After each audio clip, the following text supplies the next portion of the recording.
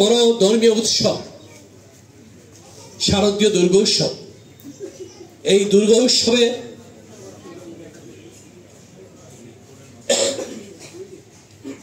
আমাদের নেতা আগামী রাষ্ট্রনায়ক তারেক রহমান, যিনি বাংলাদেশের প্রতিটি ইঞ্চি ইঞ্চি স্থানের খবর রাখেন, যিনি অনুভব করেন এই দেশের প্রতিটি নাগরিক, সে মুসলিম হোক, হিন্দু হোক, বৌদ্ধ হোক, খ্রিস্টান হোক, সে এই দেশের নাগরিক, সে বাংলাদেশী।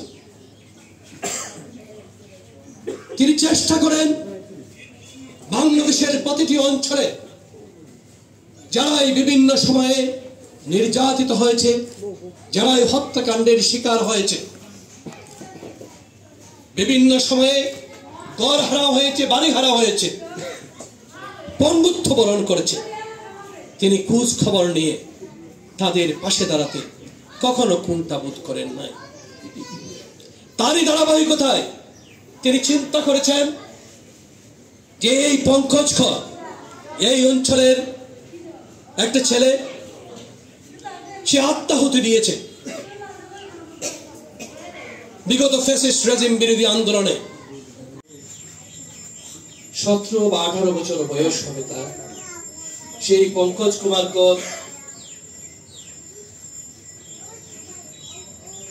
বিগত ফ্যাসিস্ট বিরোধী আন্দোলনে একেবারে শেষ পর্যায়ে এসে ছাত্র জনতার গণ অভ্যুত্থান যখন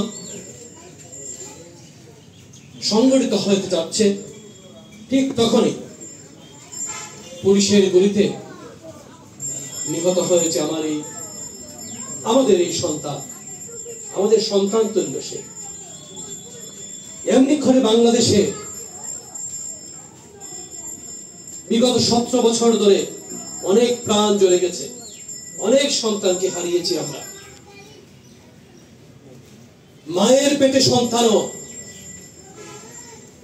ঝুঁকিমুক্ত ছিল না বিগত ফ্যাসিস্ট রেজিমে।